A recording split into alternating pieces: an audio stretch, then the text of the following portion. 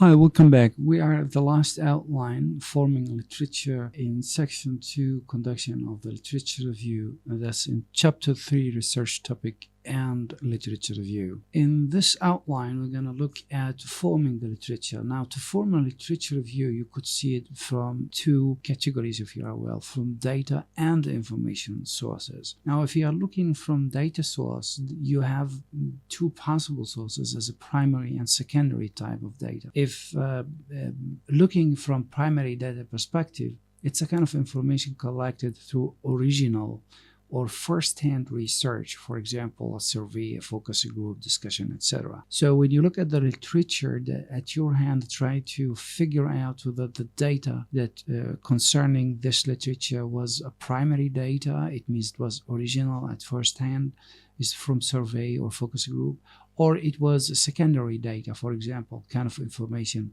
collected in the past by someone else and they just recycle it again. The second way of looking at forming the literature, also to look at it as information source. So if you are looking at the literature as a journal or an articles, which provide the most up-to-date source of published paper. Maybe this is the first options that you may look at. Also, you can look at textbooks. They can be really valuable and provide an overview of the subject, but just you have to consider the date and the age, and depends actually on the background of the research itself. Also, you may consider the gray literature. This kind of literature could be found in university thesis, maybe government and business reports, or from the internet, but you have really to be extremely careful if you rely on internet source, and that is to design a specific criteria on filtering the quality of the source. Also, you might look at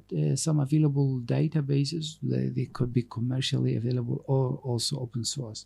So these are actual sources where you can obtain and start to prepare and to form your literature review in general. So I think we have come to the end of this section, and now we are ready to move to the last section of this chapter, and that's to discuss review on a generic way of writing the source of the literature.